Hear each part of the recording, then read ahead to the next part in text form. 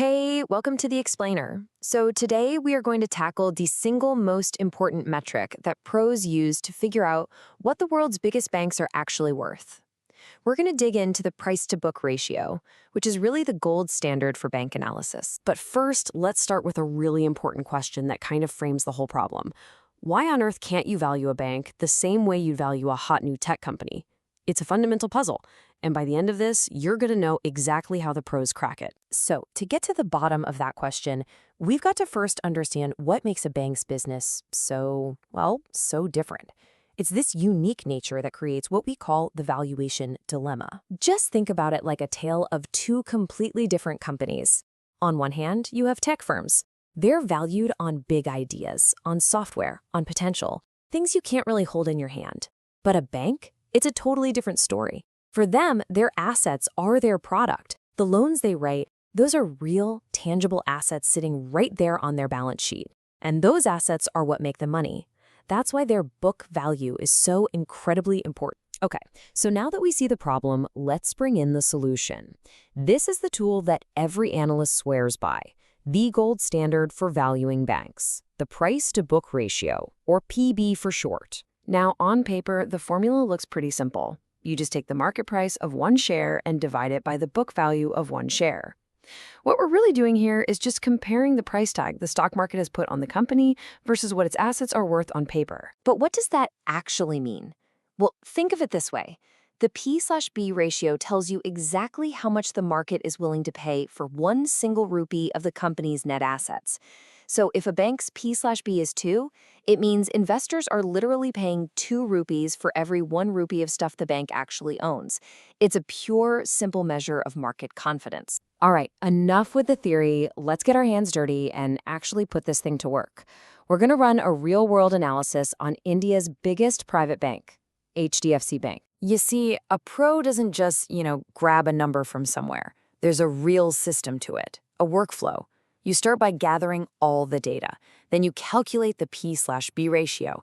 After that, you've got to look at its history, see how it stacks up against its rivals, and finally, analyze where the growth is going to come from. It's a whole process. So after running through that process, this is the number we land on, 2.93x.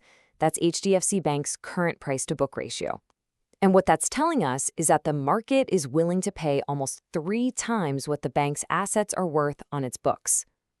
Now that immediately makes you think, right? Is that crazy high, or is it totally justified? A number by itself doesn't mean much, right? Context is everything. If we look back over the last 5 years, we can see HDFC's P/B ratio has been on a bit of a journey. It dipped as low as 1.57x. And the middle-of-the-road value was around 2.4x. So today's 2.93x, well, that's right up there near its 5-year peak. That tells you something loud and clear. Market confidence is rock solid right now. Okay, so we've established that the valuation is on the high side, historically speaking. But here's the million-dollar question. Is it actually worth it? To figure that out, we have to do the one thing every good analyst does. See how it stacks up against its rivals. And this is where the plot really thickens. You see HDFC's high PB right there next to its competitors. But now, look over at that column on the right, return on equity, or ROE. Think of ROE as the bank's report card. It tells you how efficiently it's making profits for its shareholders. It's a massive indicator of quality. And, well, you can see who's at the top of the class. This chart just makes that premium so incredibly clear. HDFC Bank's 2.93x isn't just a little higher. It's in a whole other ballpark compared to its closest competitor, ICICI, and it's way above the average for the whole sector. The market is definitely sending a message here that HDFC is different. So why is the market paying so much more? Simple. It's paying for quality, plain and simple. That premium is earned. It's justified by that best-in-class return on equity we saw. It's backed up by its market leadership and really strong asset quality. That means it has very few bad loans.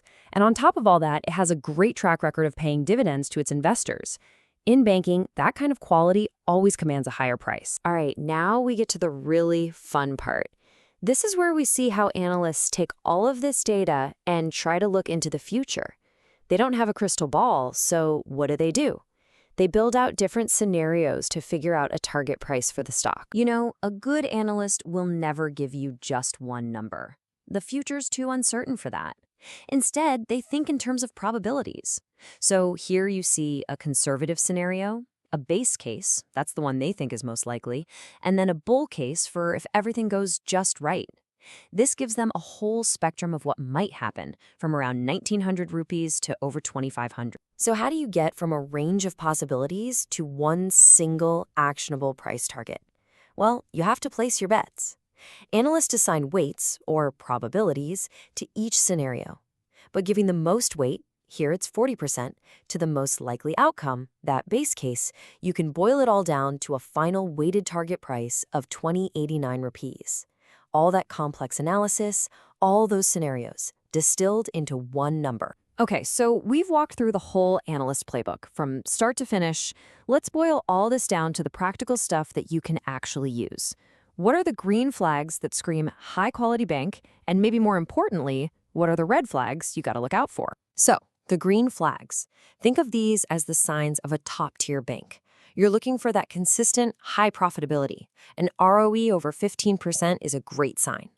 You want to see disciplined lending, which shows up as bad loan levels that are way below the industry average. And of course, being a market leader and paying out dividends consistently shows stability and that they care about their shareholders. And now for the other side of the coin, the red flags. These are the things that should make you pause.